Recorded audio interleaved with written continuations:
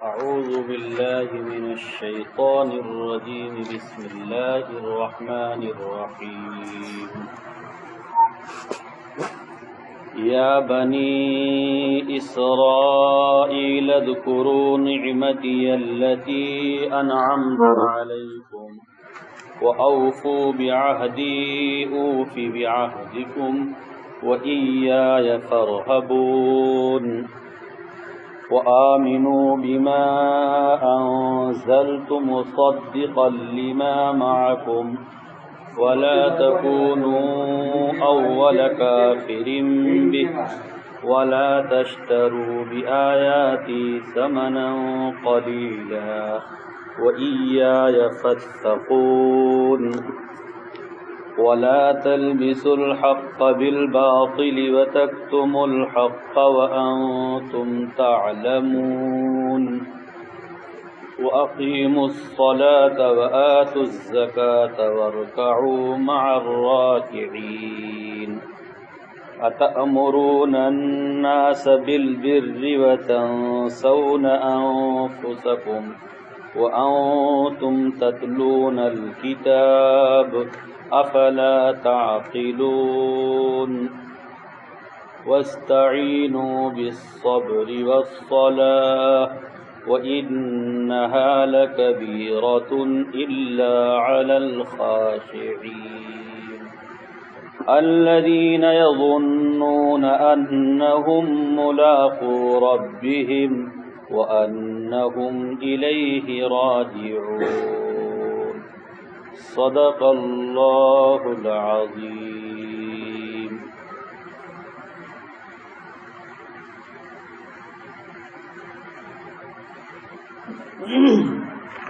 حضرت یعقوب علیہ السلام کا ایک نام اسرائیل ہے اور بنی کے معنی بیٹا، اولاد.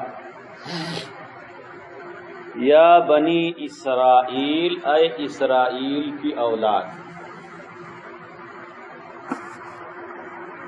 بنی اسرائیل کا معنی ہے اسرائیل کی اولاد، یعنی حضرت یعقوب علیہ السلام کی نسل.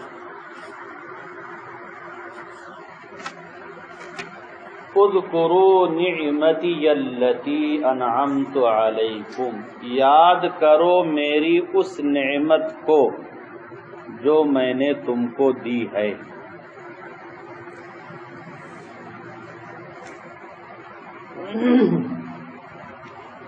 ان نعمتوں میں سب سے بڑی نعمت یہ کہ اس خاندان میں، اس گھرانے میں بہت زیادہ نبی آئے، بہت زیادہ نبی آئے. اور اللہ تعالی نے فرمایا، آگے آئے گا، وَأَنِّي فَضَّلْتُكُمْ عَلَى الْعَالَمِينَ، اور میں نے تم سب کو فضیلت دی ہے سارے عالم پر، سارے جہان پر. تو یہ جو نعمتیں ان کو اللہ تعالیٰ نے دی ہیں، ان نعمتوں میں یہ بہت بڑی نعمت، یوں کہیے کہ سب سے بڑی نعمت، کہ اللہ تعالیٰ نے ان کے خاندان کو اور گھروں کو اور نسلوں میں اتنے انبیاء کرام کو بھیجا کہ بے حساب ہے، اور اس خاندان کو اور اس سلسلے کو سارے عالم پر فضیلت دی ہے. لیکن یہ اس وقت تک کے لیے تھا جب تک کہ رسول اللہ صلی اللہ علیہ وسلم تشریف نہیں لائے تھے.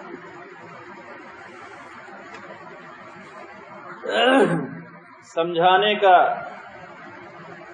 یہ بہت مناسب اور بہتر طریقہ ہوتا ہے کہ جس کو سمجھانا ہے اس کے ساتھ جو کچھ انعام و اکرام اور احسان کیا گیا ہے اس کو یاد کرایا جائے، اس کو احساس دلایا جائے، اس کی غفلت دور کی جائے. تو اللہ تعالی بنی اسرائیل کی غفلت کو دور فرما رہے ہیں. اے بنی اسرائیل، یعنی اے اسرائیل کی اولاد،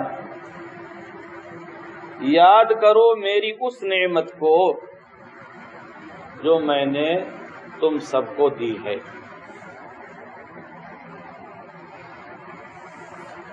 اور وہ ایک نعمت نہیں ہے، کئی نعمتیں ہیں جن کی تفصیل آگے آتی رہے گی.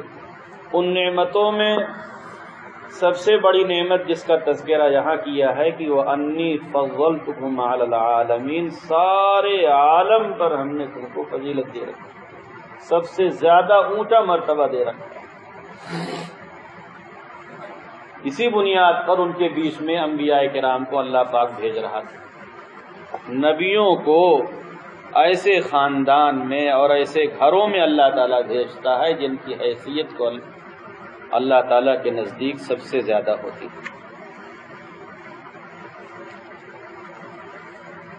اور پھر آگے اللہ تعالیٰ نے فرمایا وَأَوْفُوا بِعَهْدِي أُوفِ بِعَهْدِكُمْ، تم پورا کرو میرے وعدے کو، میرے عہد کو. یعنی مجھ سے جو عہد و پیمان قول و قرار تم نے کیا ہے اسے تم پورا کرو.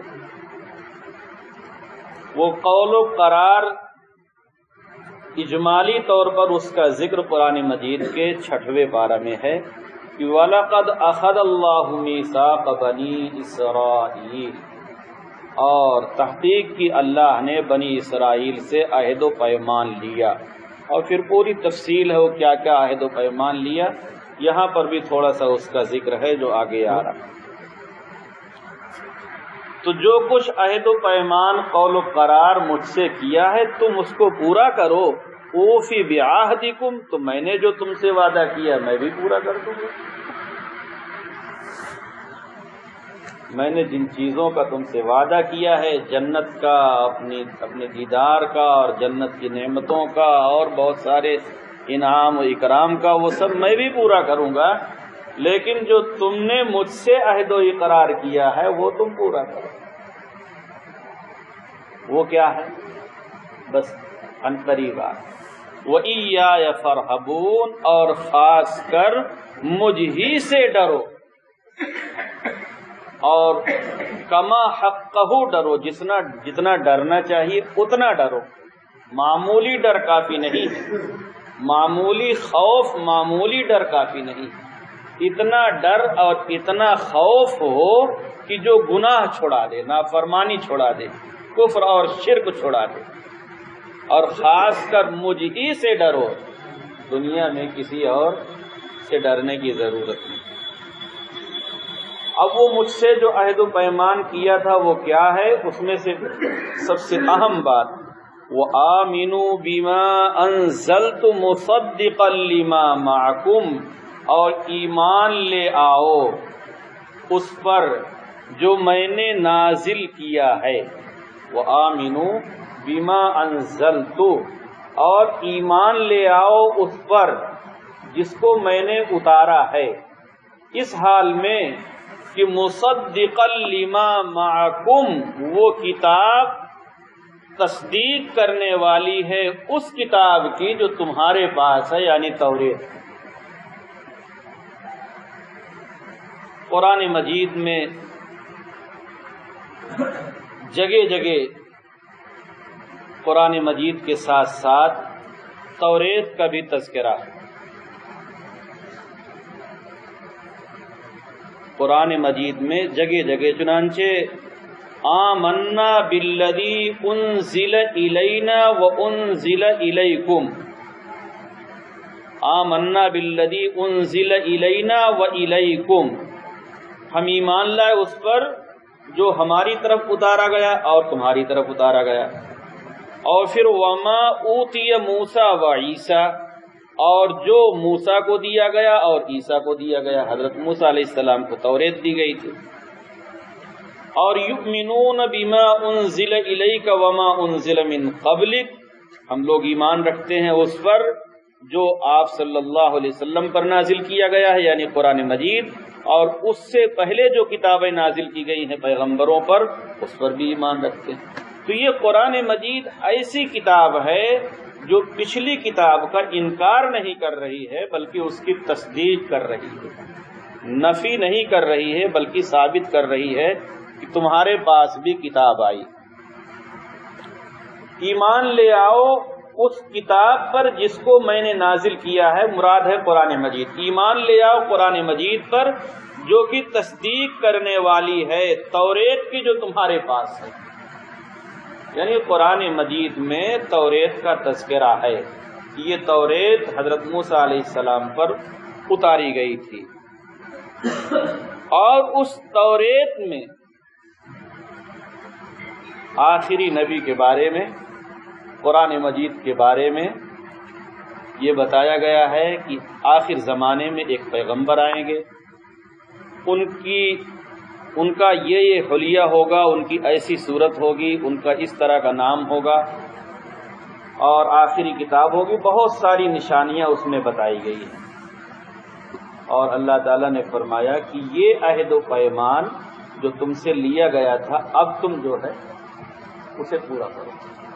تمہاری کتاب میں، جو تمہارے ہاتھوں میں کتاب ہے، اس کتاب میں یہ بات موجود ہے کہ آخری نبی پر ایمان لاؤ، تو اسے پورا کرو۔ وَلَا تَكُونُوا أَوَّلَ كَافِرٍ بِهِ، اور مت ہو جاؤ قرآن مجید کے سب سے پہلے انکار کرنے والے، مت ہو جاؤ قرآن مجید کے سب سے پہلے انکار کرنے والے، اس لیے کہ جو سب سے پہلا ہو جائے گا انکار کرنے والا، تو بعد میں جتنے لوگ انکار کریں گے ان سب کا گناہ بھی، بعد میں جتنے انکار کرنے والے ہوں گے وہ تو گنہگار ہوں گے ہی، لیکن ان کے گناہوں کے بوجھ کا ایک بڑا حصہ اس پہلے شخص پر بھی لادا جائے گا، اس لیے کہ اس نے داغ بیل ڈالی انکار کرنے کی، اس نے پہل کی ہے۔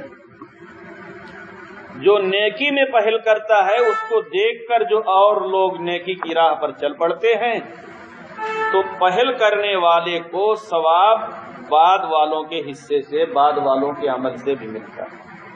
ایسے ہی برائی میں، کفر میں، شرک میں جو پہل کرتا ہے، آگے بڑھتا ہے، تو اس کے پیچھے پیچھے جو لوگ چلتے ہیں اس کا گناہ بھی اس کے سر لادا جاتا ہے۔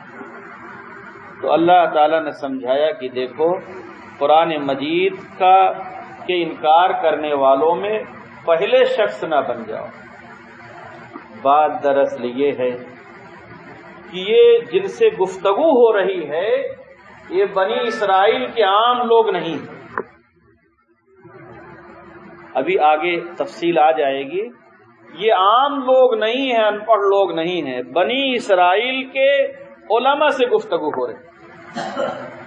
بنی اسرائیل میں یعنی اسرائیل کی اولاد میں سے جو لوگ عالم تھے اپنے مذہب کے، جو رہنما تھے، مقتدا تھے، پیشوا تھے، ان سے گفتگو ہو رہی ہے۔ اور ظاہر سی بات ہے کہ مقتدا اور رہنما لوگ جب قرآن مجید پر ایمان لے آئیں گے تو ان کے دیکھی دیکھا جو مقتدی لوگ ہیں وہ بھی آسانی سے ایمان لے آئیں گے۔ تو مقتدا لوگوں کو سمجھایا جا رہا ہے، رہنما لوگوں کو سمجھایا جا رہا ہے۔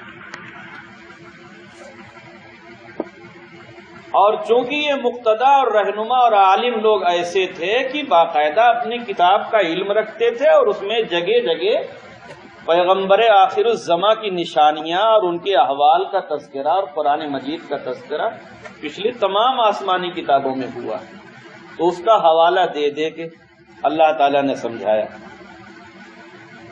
اور اللہ تعالیٰ نے فرمایا کہ دیکھو وَلَا تَشْتَرُوا بِآيَاتِي ثَمَنًا قَلِيلًا، میری آیتوں، میری باتوں کو نہ بیچو معمولی قیمت میں۔ یہ لوگ کیا کرتے تھے؟ ان لوگوں کے پاس کوئی اپنا ہوتا، کوئی بڑا ہوتا، عہدیدار ہوتا، پیسے والا ہوتا، تو لچک اپنے اندر لچک پیدا کر لیتے، اور جو حکم کتاب میں موجود ہوتا وہ بیان کرنے کے بجائے کچھ پیسے وغیرہ لے کے حکم بدل دیتے ان کے لیے۔ وَلَا تَشْتَرُوا بِآيَاتِي ثَمَنًا قَلِيلًا، مت بیچو میری آیتوں کو معمولی پیسوں کے بدلے، یعنی میرے احکامات کو مت بدلو معمولی پیسوں کے بدلے۔ اب کوئی کہے گا کہ صاحب خوب زیادہ پیسہ لے کے بدل دے، اس کا جواب یہ ہے کہ پوری دنیا مل کر معمولی ہی ہے، اللہ کی آیتوں کا، اللہ کے احکام کا، اللہ کے قانون کا پوری دنیا کا ساز و سامان مل کر مقابلہ نہیں کر سکتا ہے، یہ سب کا سب حقیر و ذلیل ہی ہے۔ پوری کائنات کا خزانہ ملا لیا جائے تو اللہ کے ایک حکم کے سامنے سب ذلیل خوار ہے، معمولی اور گھٹیا۔ ان معمولی اور گھٹیا چیزوں کو لے کر میرے احکامات میں عدل بدل مت کرو، وَإِيَّايَ فَاتَّقُونَ، اور خاص کر مجھی سے ڈرو۔ عہدوں سے ڈرنے کی ضرورت نہیں ہے، پیسوں سے ڈرنے کی ضرورت نہیں ہے، ان چیزوں سے ڈر کر احکامات کو نہ بدلو۔ وہ لوگ دو کام کرتے تھے، ایک کام یہ کرتے تھے کہ جہاں جہاں پیغمبر آخر الزماں کے بارے میں، رسول اللہ صلی اللہ علیہ وسلم کے بارے میں آیا ہوا تھا، اسے مٹا کر کچھ اور وہاں لکھ دیتے تھے، یعنی اس کو چھپانے کی کوشش کرتے تھے، لوگوں کو پتہ نہ چلے۔ اور عام طور پر چھپانے میں یہ لوگ جو ہے کامیاب ہو جاتے تھے، اور بعضے لوگوں سے نہیں بچ پاتے تھے تو اس کے لیے دوسرا راستہ اختیار کرتے تھے۔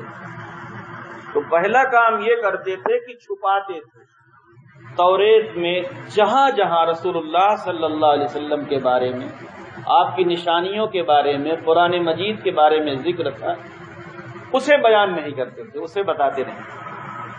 اسے بتا دیں گے تو یہ پوری قوم جو ہمارے ساتھ ہے ان کے ساتھ ہو جائے گی، اور ہماری جو قدر و منزلت ہے، ہماری جو آؤ بھگت ہے، ہماری جو شان ہے، یہ بھی چلی جائے گی، اور یہ جو دولت آ رہی ہے یہ بھی چھن جائے گی، ہماری چودراہٹ بھی ختم ہو جائے گی، اور مال جو چلا آ رہا ہے، عیش و مستی کر رہے ہیں، وہ بھی سب ختم ہو جائے گی۔ تو اس لیے یہ لوگ چھپا لیتے کہ نہ رہے بانس اور نہ بجے بانس، بتائیں گے ہی نہیں تو لوگ کیسے رسول اللہ صلی اللہ علیہ وسلم پر ایمان لائیں گے، تو چھپانے کی کوشش کرتے تھے۔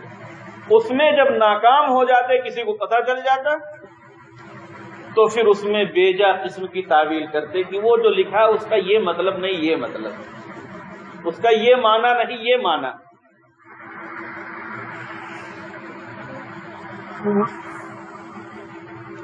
اس کو میں آپ کو ایک مثال دے کر بتاؤں، بات بہت آسانی سے سمجھ میں آ جائے گی۔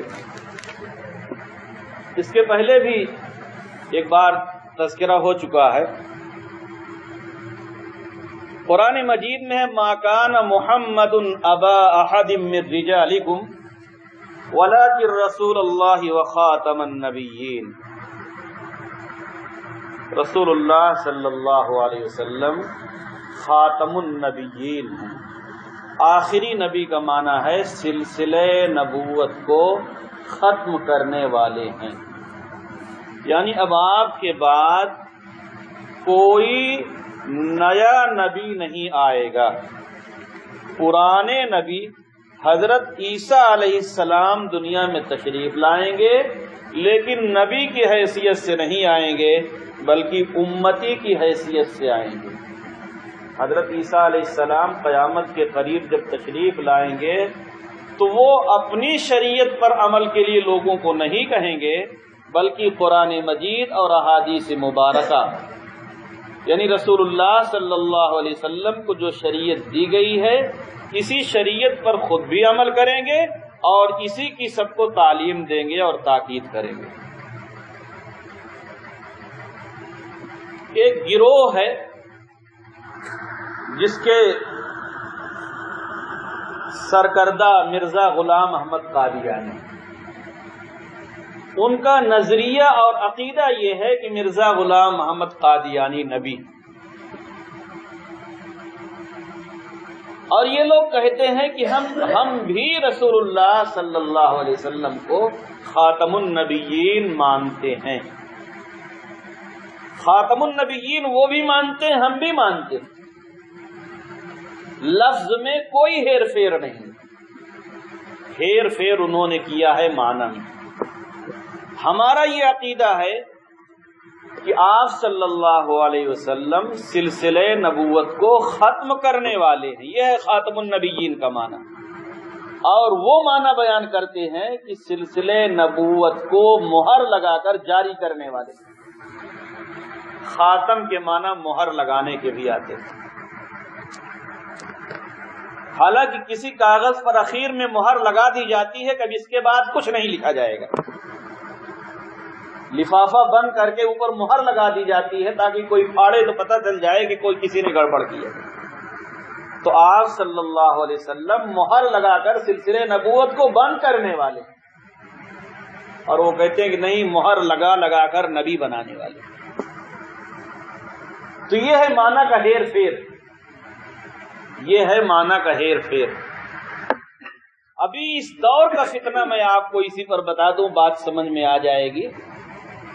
قیامت کے قریب حضرت مہدی رضی اللہ تعالی عنہ پہلے تشریف لائیں گے۔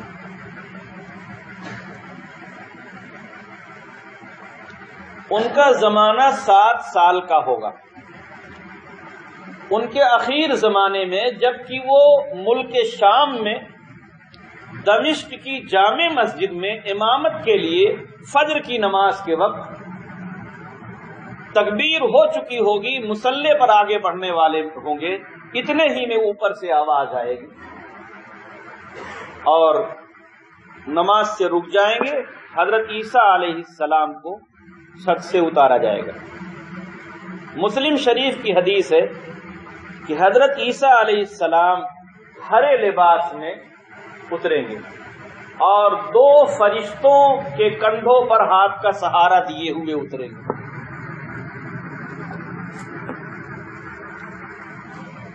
حضرت عیسیٰ علیہ السلام کو اللہ تعالی نے زندہ آسمان پر اٹھا لیا، قرآن مجید کے 6ویں پارہ میں ہے۔ وما قتلوہ، نہ ان کو قتل کیا گیا ہے، ان لوگوں نے نہ ہی ان کو قتل کیا، وما صلبوہ، اور نہ ہی ان لوگوں نے ان کو سولی پر چڑھایا۔ عیسائی لوگ جو اپنے گرجا گھروں پر صلیب بناتے ہیں، ان کا عقیدہ یہ ہے کہ حضرت عیسیٰ علیہ السلام کو سولی پر چڑھا دیا گیا، اور اللہ تعالیٰ فرما رہا ہے کہ نہ ان لوگوں نے ان کو قتل کیا اور نہ ہی سولی پر چڑھایا، وَلَكِنْ شُبِّهَ لَهُمْ، حضرت عیسیٰ جیسے ایک آدمی کو اس میں کر دیا گیا تھا، اسی کو ان لوگوں نے سولی پر چڑھایا۔ پھر چند کلمات کے بعد اللہ تعالیٰ نے فرمایا بل رفعہ اللہ، بلکہ اللہ تعالیٰ نے اوپر اٹھا دیا۔ 30 یا 32 سال کی عمر تھی جب حضرت عیسیٰ علیہ السلام کو آسمان پہ اٹھایا گیا۔ اب جب وہ اتریں گے تو جو ان کی عمر تھی اسی عمر پر اتریں گے۔ مسلم شریف میں صراحت کے ساتھ حدیث ہے کہ 2 فرشتوں کے کندھے پر سہارا دیے ہوئے اتریں گے مسجد پر، اور پھر مسجد سے نیچے سیڑھیوں کے ذریعے جو طریقہ ہے اتارا جائے گا۔ تو حضرت مہدی رضی اللہ تعالیٰ عنہ عرض کریں گے کہ اب آپ تشریف لا چکے ہیں، اب آپ نماز پڑھائیں۔ تو حضرت عیسیٰ علیہ السلام فرمائیں گے کہ تکبیر آپ کے لیے کہی گئی ہے، اس لیے نماز آپ پڑھائیں۔ حضرت مہدی رضی اللہ تعالیٰ عنہ فجر کی نماز پڑھائیں، اور یہ حضرت عیسیٰ علیہ السلام اس وقت آئیں گے جب دجال دنیا میں پیدا ہو چکا ہوگا، کانا دجال۔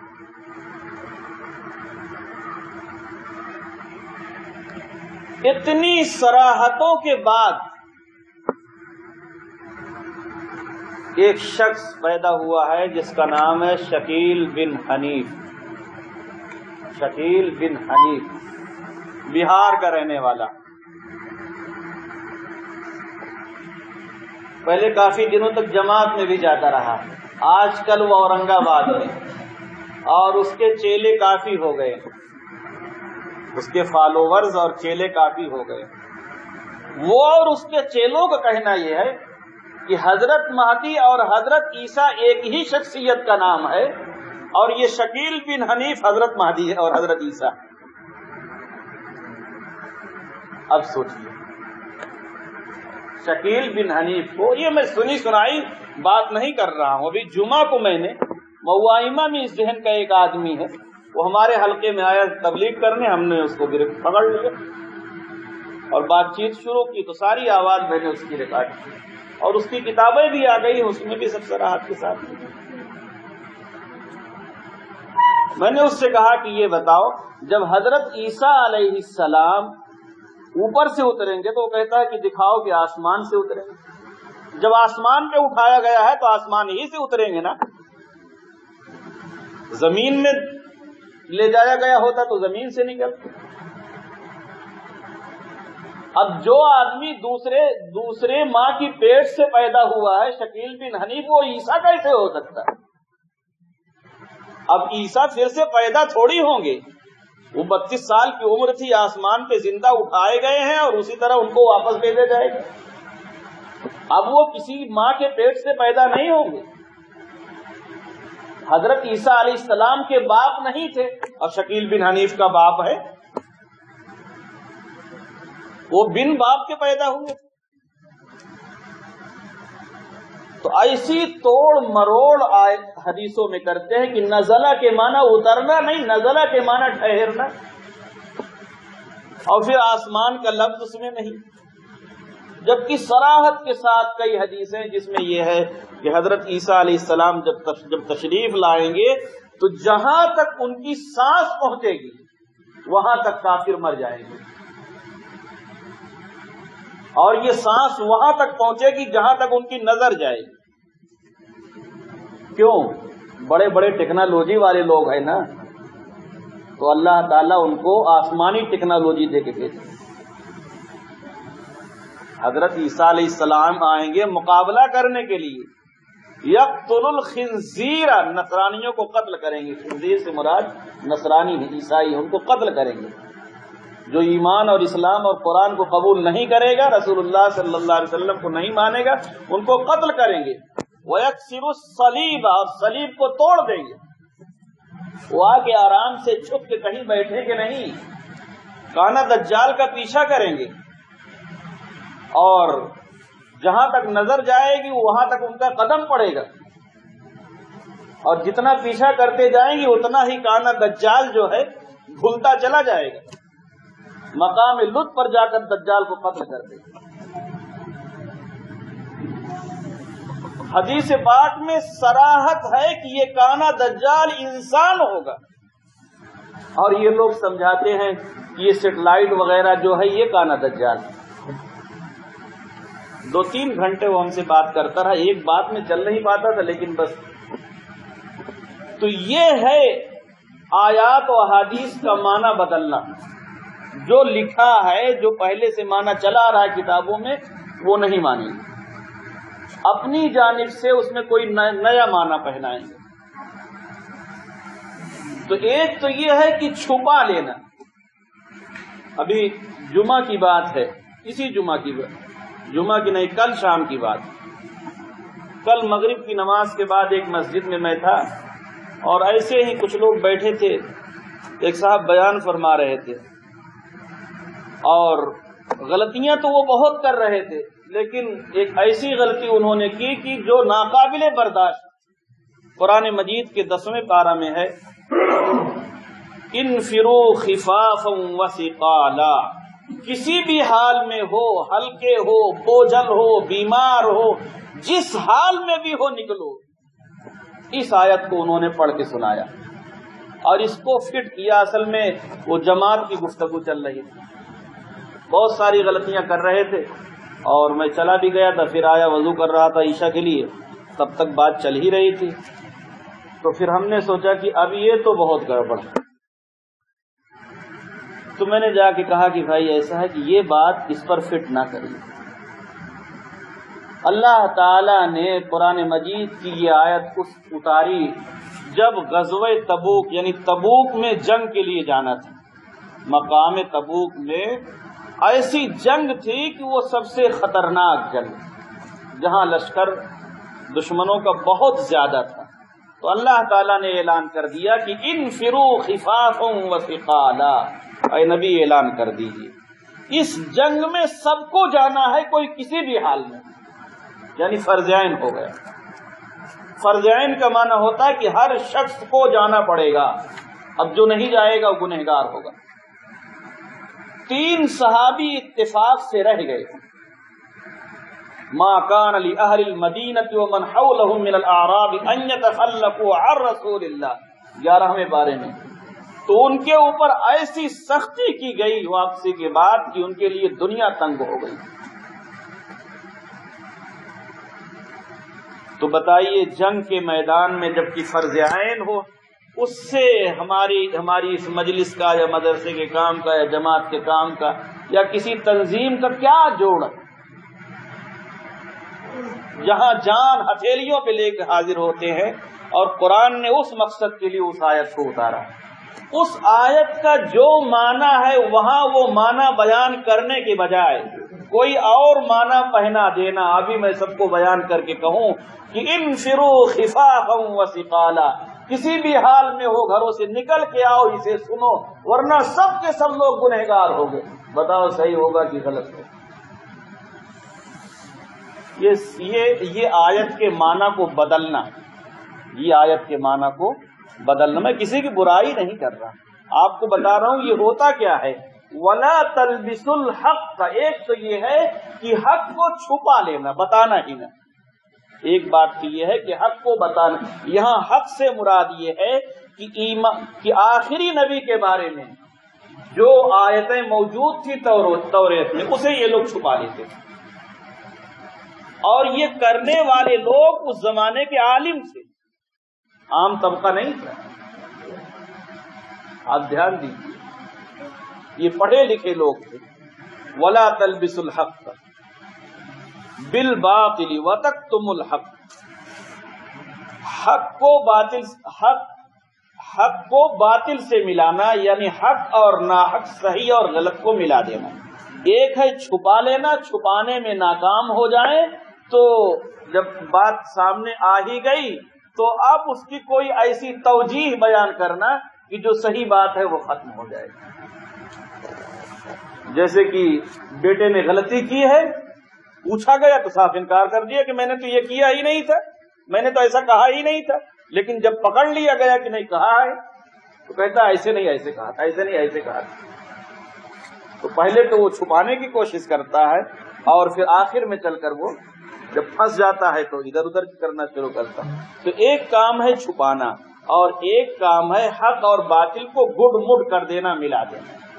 یہ دونوں خصلتیں یہودی علماء میں موجود تھیں، اور اس وقت سے آج تک موجود ہیں، ختم نہیں ہوئی، آج تک وہ لوگ یہ کام کر رہے ہیں، یہ ان کا مشن ہے، آج تک اس سے باز نہیں آئے۔ آج بھی ان کے یہاں باضابطہ مدرسہ ہے، جیسے اور چیزوں کے ان کے پاس کالج ہے، ایسے ہی مدرسہ ہے جس میں قرآن مجید کی پڑھائی ہوتی ہے، حدیثوں کی پڑھائی ہوتی ہے۔ ہمارے بعض اساتذہ نے سندن باقاعدہ نام لے لے کر بتایا کہ فلاں فلاں فلاں فلاں آدمی سے جا کے اس کو باقاعدہ دیکھا، اور سب کچھ پڑھنے کے بعد وہ غور کرتے ہیں کہ کہاں سے اسلام کو نقصان پہنچایا جا سکتا ہے، اسلام کو کہاں سے نقصان پہنچایا جا سکتا ہے، کون سا شوشہ چھوڑ دیا جائے کہ جس کی وجہ سے مسلمانوں کے بیچ میں کھلبلی مچ جائے، توڑ مروڑ ہو جائے اور پریشان ہو جائے۔ ایک مثال آپ لوگوں کو بتا دوں، یہ بات بہت چلتی ہے، اسلام اخلاق سے پھیلا یا تلوار سے؟ چلتی ہے نا، اسلام اخلاق سے پھیلا یا تلوار سے؟ اور بعض بڑے بڑے عالم اسٹیج سے بہت اچھل کود کے کہتے ہیں کہ اسلام اخلاق سے پھیلا ہے، تلوار سے نہیں پھیلا۔ ابھی میں اس کی حقیقت آپ کو بتا رہا ہوں، آپ کو پتہ چل جائے گا کیا گڑبڑ ہے اس میں۔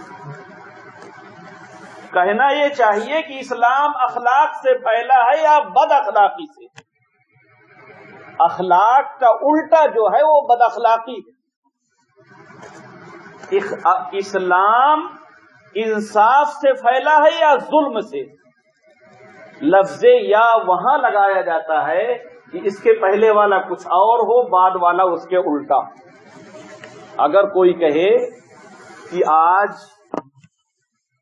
دوشنبہ ہے یا آج اتوار ہے یا مارچ کی 29 تاریخ؟ بتاؤ یہ لفظ یا لگانا صحیح ہے؟ آج اتوار بھی ہے اور مارچ کی 29 تاریخ بھی ہے، دونوں یہ جمع ہو سکتے ہیں، تو بیچ میں یا لگانے کا کیا مطلب ہوا؟ اگر کوئی لگا دے کہ آج اتوار ہے یا مارچ کا مہینہ، تو یہ یا لگانا بیچ میں صحیح ہوگا؟ یا تو وہاں لگے گا کہ آج اتوار ہے یا سوموار۔ تو اسلام اخلاق سے پھیلا یا تلوار سے؟ تلوار اخلاق کی ضد نہیں ہے، اس کے الٹا کوئی چیز نہیں ہے۔ یہ بتائیے ڈاکٹر لوگ آپریشن کرتے ہیں کہ نہیں؟ اگر آپریشن کرنا اتنا غلط ہے تو کیوں آپریشن کرتے ہیں؟ تمام ملک والے اپنے پاس فوج رکھتے ہیں، گولیاں چلواتے ہیں، مقابلہ کرتے ہیں، بد اخلاقی ہے۔ اگر بد اخلاقی ہے تو سب چھوڑ دیں؟ سوچئے ذرا صحیح۔ جس تلوار کا ذکر قرآن مجید میں ہو، اللہ نے بیان کیا ہو، کیا وہ بد اخلاقی ہو سکتی ہے؟ جس کام کو رسول اللہ صلی اللہ علیہ وسلم نے 10 سال تک باقاعدہ کیا ہو، کیا وہ بھی بد اخلاقی ہو سکتی ہے؟ مدینہ کی پوری زندگی آپ کی لڑائیوں سے بھری ہوئی ہے کہ نہیں؟ کوئی انکار کر سکتا ہے؟ حساب لگائیں گے تو ہر 1.5 مہینے پر ایک جنگ ہے، تو وہ بد اخلاقی ہو سکتی ہے؟ اخلاق، یہ تلوار اخلاق کا حصہ ہے، جز ہے اور ٹکڑا ہے۔ جب کام چلے دوا سے اور کیپسول سے تو دوا کھلانا اور کیپسول کھلانا اخلاق ہے، اور جب اس سے کام نہ چلے تو انجیکشن لگانا اخلاق ہے، اور جب اس سے بھی کام نہ چلے تو آپریشن کرنا اخلاق ہے۔ سمجھ گئے ہوں گے اب؟ تو یہ کتنی بڑی دراڑ ڈالی گئی ہے کہ اسلام اخلاق سے پھیلا ہے یا تلوار سے۔ ہم سے یہ پوچھا جائے کہ اسلام اخلاق سے پھیلا ہے یا بد اخلاقی سے پھیلا ہے، تو میں کہوں گا کہ اسلام اخلاق سے پھیلا ہے، بد اخلاقی سے نہیں پھیلا۔ اسلام اخلاق سے پھیلا ہے، بد اخلاقی سے نہیں پھیلا ہے۔ ہم سے یہ پوچھا جائے کہ اسلام انصاف سے پھیلا ہے یا ظلم سے پھیلا ہے، تو ہم کہیں گے اسلام جو ہے انصاف سے پھیلا ہے، ظلم سے نہیں پھیلا ہے۔ اور اگر ہم سے یہ پوچھا جائے کہ اسلام سچ سے پھیلا ہے یا جھوٹ سے پھیلا ہے، تو میں کہوں گا اسلام سچ سے پھیلا ہے، جھوٹ سے نہیں پھیلا ہے۔ تو یہ بے جگہ لفظ یا کو لگا کر ایک حصہ اخلاق کا جو تلوار والا تھا اس کو دین سے خارج کرنے کی کوشش کی۔ یہ یہودیوں کی چال جو قادیانیت کے راستے سے مسلمانوں کے دماغ میں پہنچ گئی۔ اتنی وضاحت اس کے لیے یہ اتنی بڑی گڑبڑ کی جاتی ہے۔ بہرحال ولا تلبسوا الحق بالباطل وتکتموا الحق، یہ یہودی علماء جو ہیں ان کی ایک فطرت، ان کی ایک عادت یہ ہے کہ یہ حق بات کو چھپا لیتے ہیں، اور بہت سے لوگ ان کے مشن پر کام کرنے والے ہوتے ہیں، وہ بھی یہی کام کرتے ہیں۔ اور دوسری فطرت یہ ہوتی ہے کہ چھپا نہیں پاتے ہیں تو ہیر پھیر کر دیتے ہیں، معنی کو بدل دیتے ہیں۔ وَأَنْتُمْ تَعْلَمُونَ، اللہ تعالیٰ غیرت دلا رہے ہیں کہ جب تم جانتے ہو پھر بھی یہ کام کیوں کرتے ہو؟ تم اپنی کتابوں میں ان آیات کو پڑھتے ہو، لکھتے ہو، سمجھتے ہو، سب کچھ تم جانتے ہو، تب بھی اتنا غلط کام کیوں کرتے ہو؟ ایسا نہ کرو۔ وَلَا تَلْبِسُوا الْحَقَّ بِالْبَاطِلِ وَتَكْتُمُوا الْحَقَّ وَأَنْتُمْ تَعْلَمُونَ، جانتے ہوئے بھی یہ غلطی نہ کرو۔ اچھا، اس غلطی سے تم نکلنا چاہتے ہو لیکن نکلنے کی راہ میں دشواری ہے۔ کیا دشواری ہے؟ 2 بیماری ان کے اندر تھی۔ ایک بیماری یہ تھی کہ آؤ بھگت ہماری ہوتی رہے جس طرح سے آؤ بھگت ہماری ہو رہی ہے، ہماری شان، ہماری قدر و منزلت۔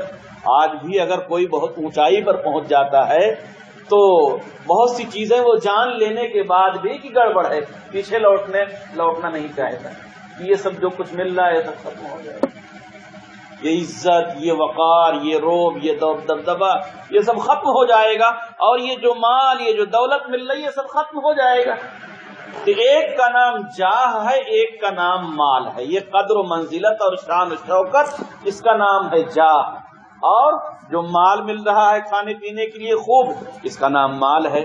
تو مال کی محبت اور جاہ کی محبت، یہ دو چیزیں ان کے اندر ایسی گھٹی میں پڑی ہوئی تھی کہ وہ ایمان نہیں قبول کرنے دیتی کہ اگر ہم نے یہ کر لیا تو ہم کو تو رسول اللہ صلی اللہ علیہ وسلم کی غلامی اختیار کرنی پڑ جائے گی۔ یہاں تو ہم خود ہی آقا، خود ہی سردار ہیں، خود ہی بادشاہ ہیں، اور اگر ایمان قبول کر لیا تو غلام ہو جائیں گے۔ یہ ان کا پاگل پن تھا، یہ ان کا پاگل پن تھا اور کچھ نہیں تھا۔ تو اللہ تعالیٰ نے اس کا علاج بتایا کہ تم ایمان قبول کر لو، اور اس کے بعد میں تمہیں تدبیر اور دوائی بتاتا ہوں، وہ کام کرو تو یہ تمہاری پریشانی دور ہو جائے گی، یہ مرض جو تمہارے دل میں گھس گیا ہے یہ نکل جائے گا۔ پہلے ایمان قبول کر لو، اور ایمان قبول کرنے کے بعد ایک کام یہ کرو، اقیم الصلاۃ، نماز قائم کرو۔ تو نماز میں عاجزی ہے، انکساری ہے، تواضع ہے، یہ اس شان و شوکت کی ضد ہے۔ جب اس کے الٹا کام کرو گے تو دھیرے دھیرے تمہارے دل و دماغ سے یہ شان و شوکت اور یہ قدر و منزلت کا جو چاہت ہے، جو محبت ہے، یہ چیز دھیرے دھیرے نکل جائے گی۔ وَآتُوا الزَّکَاۃَ، اور زکوٰۃ دو گے تو مال کی محبت نکل جائے گی، زکوٰۃ دو گے تو مال کی محبت نکل جائے گی۔ چنانچہ قرآن مجید میں آگے ہے، خذ من اموالہم صدقۃ، اے پیغمبر ان کے مال سے زکوٰۃ وصول کیجیے، صدقۃ تطہرہم بہا، اور اس کے ذریعے ان کو پاک کیجیے، ان کے دلوں کو پاک کریے مال کی محبت سے، اور ان کے مالوں کو پاک کریے غلط مال سے، تطہرہم بہا وتزکیہم بہا وصلی علیہم، اور مال جب آپ ان سے زکوٰۃ کا وصول کریں گے تو دل میں درد ہوگا، ہاں اتنی محنت سے مال کمایا تھا، اتنا سارا اکٹھا تھا اور چلا جا رہا ہے فضول میں، اس کے بدلے میں تو غبارہ بھی نہیں ملا، سائیکل بھی نہیں ملی، جھولا بھی نہیں ملا، اور یہ اتنا سارا کئی لاکھ چلا جا رہا ہے زکوٰۃ میں۔ تو اس کا عوض یہ ہے وصلی علیہم، آپ ان کو دعا دے دیجیے، اتنی دعا دے دیجیے، اتنی دعا دے دیجیے کہ پانی پانی ہو جائے، ان کو یہ احساس ہونے لگے کہ جتنا مال دیا وہ بہت کم ہے، دعا بہت زیادہ مل گئی۔ کہ اللہ مال میں برکت دے، اولاد میں برکت دے، زندگی میں برکت دے، صحت میں برکت دے، عمر میں برکت دے، ہمیشہ خوشحال رکھے، جنت الفردوس عطا فرمائے۔ اتنی دعائیں دے دیجیے کہ ان کے دل کا جو غم ہے وہ ہلکا ہو جائے۔ تو دونوں مرض کے ازالہ کے لیے دو کام بتایا، ایک تو یہ کہ نماز پڑھو، نماز قائم کرو، جب نماز پڑھو گے، نماز قائم کرو گے، رکوع کرو گے، سجدے کرو گے، تو اس کے اندر عاجزی ہے، انکساری ہے، پھر تمہارے اندر سے یہ بڑپن والی محبت جو ہے ختم ہو جائے گی، جاہ والی محبت، اور زکوٰۃ دو گے تو اس کے ذریعے سے دوسری محبت جو مال کی ہے وہ ختم ہو جائے گی، اس کا علاج ہو جائے گا۔ وَارْكَعُوا مَعَ الرَّاكِعِينَ، اور رکوع کرو رکوع کرنے والوں کے ساتھ۔ یہاں رکوع کرنے سے مراد ہے عاجزی کرنے والوں کے ساتھ، یعنی اس عاجزی کو سیکھو عاجزی کرنے والوں سے، جن کے دلوں میں، جن کے دماغ میں عاجزی ہے، انکساری ہے، تواضع ہے، اپنے آپ کو کم سمجھتے ہیں، ان کے ساتھ رہو، ان کے ساتھ اٹھو، ان کے ساتھ بیٹھو، تو پھر دھیرے دھیرے تمہارے اندر یہ جو مال اور منصب اور اقتدار اور عہدے کی لالچ بھری ہوئی ہے یہ دھیرے دھیرے ختم ہو جائے گی۔ اور کبھی ایسا ہو جاتا تھا کہ وہ آیتیں جو یہ چھپانا چاہتی تھی، بعض قریبی لوگ ہوتے ہیں اور مہلک لوگ ہوتے ہیں، وہ کسی نہ کسی طرح سے وہاں تک پہنچ جاتے ہیں، تو وہ کہہ دیتے ہیں کہ وہ تو میں نے دیکھ لیا تھا، وہ فلاں جگہ لکھا تھا، فلاں موقع پر آپ نے بتا بھی دیا تھا۔ تو کہتے تھے کہ ایسا ہے کہ تم لوگ جو ایمان قبول کر لیے ہو نا، ٹھیک ہے، تم صحیح ہو، تم اسی پر رہو، لیکن میرے سامنے کچھ مجبوریاں ہیں، اس لیے میں ایمان قبول نہیں کروں گا۔ تم ٹھیک کہہ رہے ہو، اور تم نے ایمان اور اسلام جو قبول کر لیا اسی پر رہو، اس سے ہٹنے کی ضرورت نہیں ہے، بالکل صحیح کام کر رہے ہیں، لیکن میری کچھ مجبوریاں ہیں اس لیے میں اسی پر رہوں گا، مجھے رہنے دو۔ تو اللہ تعالیٰ نے اس کی تاکید کی، اتأمرون الناس بالبر، کیا غضب ہے کہ تم لوگوں کو ایمان پر رہنے کا، ایمان کے قبول کر لینے کا حکم دے دیتے ہو، وتنسون انفسکم، اور خود کو چھوڑ دیتے ہو، خود کو بھول جاتے ہو، یعنی ان کو تو کہہ دیتے ہو کہ ہاں ٹھیک ہے تم صحیح راستے پر ہو، اور خود ایمان نہیں قبول کر لیتے کہ تم بھی ٹھیک راستے پر آ جاؤ۔ وانتم تتلون الکتاب، حالانکہ تم تورات کو پڑھتے ہو اور اس میں جگہ جگہ لکھا ہوا ہے کہ آخری پیغمبر آئیں گے، آخری نبی آئیں گے، ان کا یہ نام ہوگا، یہ حلیہ ہوگا، یہ ان کی صورت ہوگی، یہ شباہت ہوگی، اور ان کے چاہنے اور ماننے والے ایسے ہوں گے۔ اس قرآن مجید میں بھی اس کا تذکرہ ہے کہ تورات میں، انجیل میں اور جگہ جگہ کن کن باتوں کا تذکرہ۔ تو آج بھی ایسے لوگ ہیں کہ کچھ لوگ دوسروں کو نصیحت کر دیتے کہ ہاں تم یہ کام کرو اچھا ہے، لیکن ہم نہیں کریں گے، ہم مجبور ہیں، بے بس ہیں، ہم فلاں ہیں فلاں، ہمیں تو یہ سارے گناہ کرنے پڑیں گے۔ تو ایسا آدمی بڑے گھاٹے اور بڑے خسارے میں ہے کہ لوگوں کو تو بڑی اچھی اچھی باتیں بتا دے اور خود جو ہے اسی غلطی میں مبتلا رہے۔ آگے اللہ تعالیٰ نے فرمایا افلا تعقلون، کیا اتنی موٹی بات بھی تم نہیں سمجھتے، اتنا بھی نہیں بوجھتے کہ دوسروں کو تو اس پر کہتے ہو کہ ہاں وہ ٹھیک ہے اسی پر رہو اور خود اسے قبول نہیں کرتے؟ یہ کیسے پاگل پن کی بات ہے، کیسی بیوقوفی کی بات ہے۔ وَاسْتَعِينُوا بِالصَّبْرِ وَالصَّلَاةِ، اب رہا مسئلہ یہ کہ نماز پڑھنا بھی مشکل ہے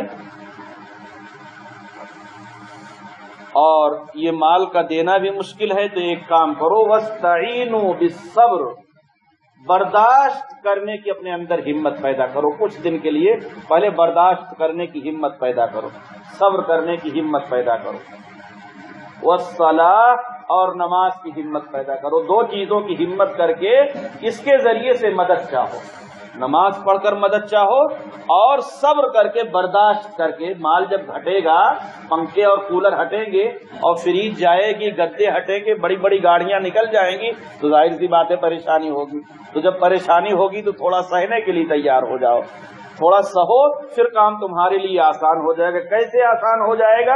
وَإِنَّهَا لَكَبِيرَةٌ إِلَّا عَلَى الْخَاشِعِينَ، یہ صبر کرنا اور یہ نماز پڑھنا ہے تو بہت مشکل، لیکن اس کے لیے آسان ہے جس کے دل میں سکون ہو، اس کے لیے آسان ہے جس کے دل میں سکون ہو۔ یہ جسم اور یہ دل چاہتا ہے کہ برابر کچھ نہ کچھ سوچتا رہے، کچھ نہ کچھ کہتا رہے، لیکن جب نماز میں ہاتھ باندھ کر کھڑے ہو جاؤ گے تو اب بہت سارے کام چھوڑنے پڑ جائیں گے، اب کھا نہیں سکتے، اب چل نہیں سکتے، اب باتیں لوگوں سے نہیں کر سکتے، اور بہت ساری چیزیں سوچ نہیں سکتے۔ تو جب تمہارے دل کی یہ کیفیت ہوگی کہ دل کا رخ ایک جانب ہو جائے گا، جب دل کا رخ ایک جانب ہوگا تو دھیرے دھیرے سکون ملے گا۔ وہ دل کا رخ ایک جانب کیسے ہوگا؟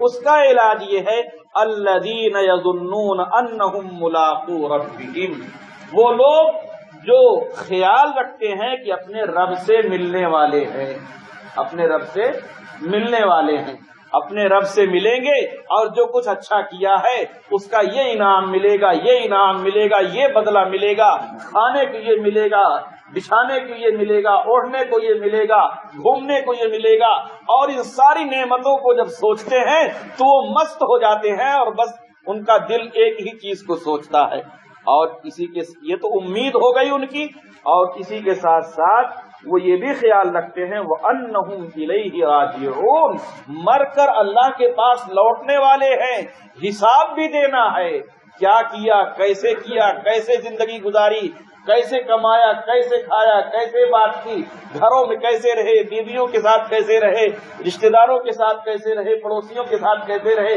نماز پڑھی نہیں پڑھی، روزہ رکھا نہیں رکھا، اس کا حساب بھی دینا ہوگا۔ ایک جانب امید لگائے ہوئے ہیں اور ایک جانب ڈر بھی رہے ہیں، دل اس میں مشغول ہے، جب دل اس میں مشغول ہو جائے گا تو دل کو دھیرے دھیرے سکون ملے گا، اور جب دل کو سکون ملنے لگے گا تو پھر صبر کرنا اور نماز پڑھنا آسان ہو جائے گا، اس لیے کہ یہ بدن دل کے تابع ہے، جب دل کو سکون مل جائے گا تو یہ دل سب کچھ کروائے گا، نماز بھی پڑھوائے گا اور پھر یہ صبر بھی کروا لے گا۔ یہ ایک رکوع پورا ہو گیا، اس میں تدبیر بتائی گئی اور علاج بتایا گیا کہ جس کو یہ مرض لاحق ہو وہ اس طرح سے علاج کرے اپنے مرض کا۔ پہلے تو یہ بتا دیا کہ پہلا کام یہ کرو کہ نماز پڑھو اور زکوٰۃ دو۔ تو جو عہدے وغیرہ کی محبت ہے وہ نماز سے جائے گی، اور جو مال کی محبت ہے وہ زکوٰۃ دینے سے جائے گی، صدقات دینے سے جائے گی۔ اور یہ عاجزی انکساری جو حاصل ہوگی، جن کے دلوں کو اللہ تعالیٰ نے ایسا بنا رکھا ہے ان کے پاس اٹھنے بیٹھنے سے یہ نعمت حاصل ہوگی۔ اور یہاں تک پہنچنے کے لیے آدمی کو دل میں سکون لانا پڑتا ہے، اور دل کے سکون کے لیے ضروری ہے کہ آدمی ایک تو اللہ سے امیدیں رکھے کہ اللہ کے پاس جائیں گے، یہ انعامات ان کاموں کے ملے گے، نماز کا یہ بدلہ، روزے کا یہ بدلہ، زکوٰۃ کا یہ بدلہ، حج کا یہ بدلہ، تلاوت کا یہ بدلہ، راستے سے کانٹا ہٹانے کا یہ بدلہ، جو انعامات ملنے ہیں اس میں گم ہو جائے، اور دوسرے جو غلطیاں ہو رہی ہیں ان کے بارے میں ڈرے کہ اللہ تعالیٰ کے ہاں اس کا جواب دینا ہے۔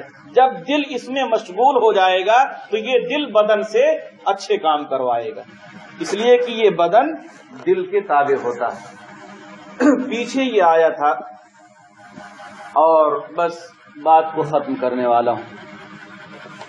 انبیاء کرام، تمام کے تمام انبیاء کرام، الانبیاء کلہم، تمام کے تمام انبیاء کرام منزہون عن الکفر والشرک، جتنے بھی نبی ہیں سارے کے سارے نبی کفر سے، شرک سے، معصیت سے، وہ معصیت یعنی نافرمانی، چھوٹا گناہ ہو یا بڑا گناہ ہو، اس سے پاک ہوتے ہیں۔ جتنے نبی ہوتے ہیں سارے نبی ہر چھوٹے بڑے گناہ سے پاک ہوتے ہیں، محفوظ ہوتے ہیں۔ اللہ تعالیٰ نے اس کی ذمہ داری لے رکھی ہے کہ ان سے گناہ نہیں ہوگا۔ کیوں؟ اگر ان سے گناہ ہو تو پھر لوگ ان کو قبول کیسے کریں گے؟ ہم لوگ کسی اہم کام کے لیے کسی کا انتخاب کرتے ہیں تو اچھا سے اچھا، اعلیٰ سے اعلیٰ، بہتر سے بہتر، اور اللہ تعالیٰ نے جن لوگوں کو ساری کائنات کی ہدایت کے لیے منتخب فرمایا ہے ان کو ایک نمبر کے لوگوں کا انتخاب فرمایا، اور ان کی حفاظت، ان گناہوں سے حفاظت کی ذمہ داری اپنے سر لے لی ہے کہ ان سے گناہ نہیں ہوگا، ورنہ ہر جگہ شک شبہ رہے گا، ہو سکتا ہے گناہ ہو گیا ہو سکتا ہے غلط بتا دیا ہو۔ تو انبیاء کرام غلط نہیں بتاتے، انبیاء کرام سے گناہ نہیں ہوتا، انبیاء کرام سے غلطی نہیں ہوتی۔ یہ اس بات پر امت کے اہل علم کا اتفاق ہے۔ قرآن مجید کی آیات اور حدیثیں یہ بتاتی ہیں کہ جب ایک دم اعلانیہ کہا جا رہا ہے ما آتاکم الرسول فخذوہ وما نہاکم عنہ فانتہوا، پیغمبر جو بتائے بس اسے لے لو، اور جس سے منع کرے اس سے رک جاؤ۔ اس کا مطلب یہ ہے کہ وہاں غلطی کا کوئی شائبہ نہیں، ورنہ یہ بھی کہا جاتا کہ ان کی یہ بات مان لینا، ان کی یہ بات چھوڑ دینا۔ صاف صاف کہہ دیا گیا کہ بس وہ جو بتائیں اسے لے لو۔ من یطیع الرسول فقد اطاع اللہ، جس نے رسول کی مان لی اس نے اللہ کی مان لی۔ تو یہ بات ایک دم پکی ہے، اور اسے یاد رکھنا چاہیے کہ انبیاء کرام سے گناہ نہیں ہوتا، اسے ہمیشہ یاد رکھیں۔ اب رہا مسئلہ یہ کہ قرآن مجید میں بعض جگہ ایسے الفاظ آئیں گے جن سے شبہ ہوگا، تو اس شبہ کو دور کرنا عالم دین کا کام ہے، وہ آپ کو سمجھائیں گے۔ مثلا حضرت آدم علیہ السلام نے درخت سے کھا لیا تھا اور اللہ تعالیٰ نے روکا تھا، اس کو اللہ تعالیٰ نے حل کر دیا۔ وَلَقَدْ عَهِدْنَا إِلَىٰ آدَمَ مِنْ قَبْلِ، ہم نے آدم کو اس سے بہت پہلے حکم دیا تھا، بہت دنوں پہلے حکم دیا تھا کہ اس درخت کے پاس مت جانا اور وہاں سے کچھ مت کھانا، وَلَا تَقْرَبَا هَٰذِهِ الشَّجَرَةَ۔ لیکن ہوا کیا؟ اللہ تعالیٰ نے خود ہی بتا دیا، فَنَسِيَ، اتنے دنوں پہلے کی بات تھی، آدم علیہ السلام بھول گئے، اور بھول ایسی چیز ہے جس کی گنتی گناہ میں نہیں ہوتی۔ بھول اور چوک انسانیت انسانیت کا خاصہ ہے، انسانیت کی صفت، اور گناہ شیطانیت کا خاصہ۔ اللہ تعالیٰ نے خود صفائی دے دی، فنسیہ، بھول گئے۔ اور ایک بات آپ کو کام کی بتا دی، گناہ وہ ہوتا ہے کہ جس کے خلاف کرنے پر کوئی سزا ہو، جس کے خلاف کرنے پر کوئی سزا ہو، یعنی جس حکم کا تعلق ثواب سے ہو، یعنی کرے گا تو ثواب ملے گا اور نہیں کرے گا تو گناہ ملے گا، اس کے خلاف کرنے میں گناہ ہوتا ہے۔ کچھ احکام شریعت میں ایسے ہیں جن کو کہا جاتا ہے کہ شفقتاً محبتاً یہ حکم دیا گیا۔ وہ کیا؟ جیسے باپ بیٹے، اللہ کے رسول صلی اللہ علیہ وسلم نے فرمایا کہ ایسی چھت جس کے چاروں طرف دیوار نہ بنی ہو یا کوئی اور رکاوٹ نہ لگی ہو، اس چھت پہ نہ سو۔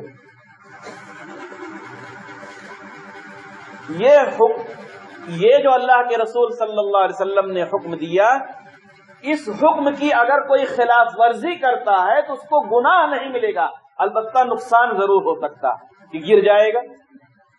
اس کو کہتے ہیں کہ شفقتاً یہ حکم دیا گیا۔ باپ بھی ایسا کرتا ہے کہ بیٹے کو کہتا ہے کہ اس جگہ مت سونا، کیوں؟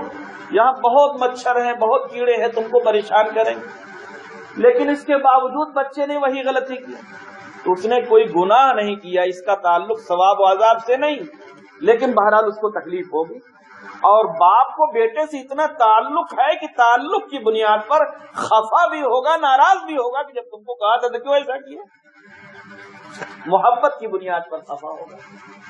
تو اللہ تعالیٰ نے شفقتاً حضرت آدم علیہ السلام سے یہ کہا تھا کہ اس درخت کے قریب نہ جانا، تاکہ یہیں جنت میں آرام سے مزے سے رہیے، یہاں کوئی پریشانی نہیں۔ لیکن وہ بھول گئے اور اس کے قریب چلے گئے اور کھا لیا، تو اب وہاں سے دنیا میں آئے تو مشقت اٹھانی پڑی، لیکن اس حکم کی خلاف ورزی میں کوئی گناہ نہیں، وہ بھی شفقتاً حکم تھا، وہ ایسا حکم نہیں تھا کہ اس کی خلاف ورزی ہو جائے گی تو میں ناراض ہو جاؤں گا اور میں جنت کے بجائے جہنم میں بھیج دوں گا یا میں سزا دوں گا، ایسا کچھ نہیں تھا۔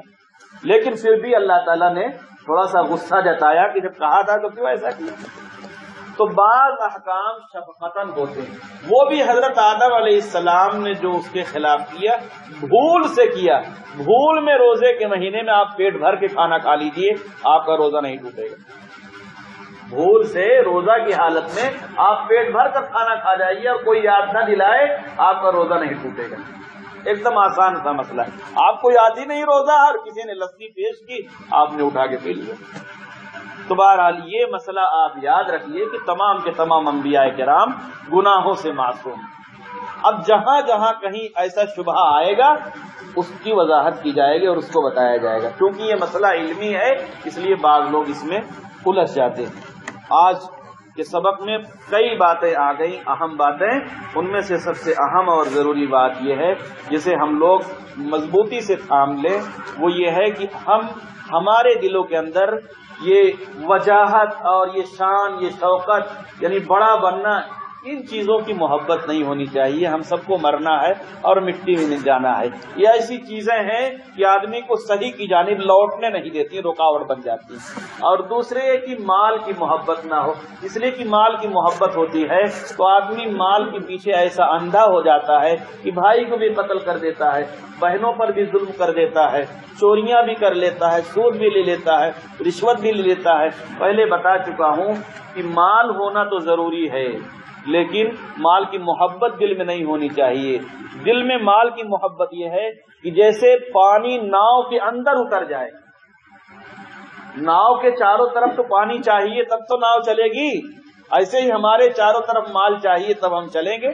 کھانا چاہیے، کپڑا چاہیے، مکان چاہیے، گاڑی چاہیے، سب ضرورتیں ہیں، لیکن یہ مال دل میں اتر جائے تو سمجھ لیجئے کہ ہم ڈوب جائیں گے جیسے ناؤ ڈوب جائے گی۔ اور دل میں مال کا اترنا یہ ہے کہ اب اس مال کی وجہ سے ہم نماز چھوڑ دیں، اس مال کی وجہ سے ہم زکوٰۃ نہ دیں، اس مال کی وجہ سے ہم ظلم کرنا شروع کر دیں، اس مال کی وجہ سے دوسروں کو لوٹنا اور گھسوٹنا شروع کر دیں، تو پھر یہ ہے کہ دل میں مال آ گیا۔ اور دل میں مال نہیں ہے تو مال کو حلال طریقے پر کمائیں گے، اور جہاں جہاں خرچ کرنے کا حکم ہے وہاں وہاں ہم خرچ کریں گے، اور جہاں ٹکرائے گا کہ مال یا دین وہاں مال کو چھوڑیں گے اور دین پر آ جائیں گے۔ اللہ تعالی ہم سبوں کو دین کی فہم اور دین کی سمجھ نصیب فرمائیں اور شریعت کے موافق زندگی گزارنے کی توفیق عطا فرمائیں۔ وآخر دعوانا الحمدللہ رب العالمین۔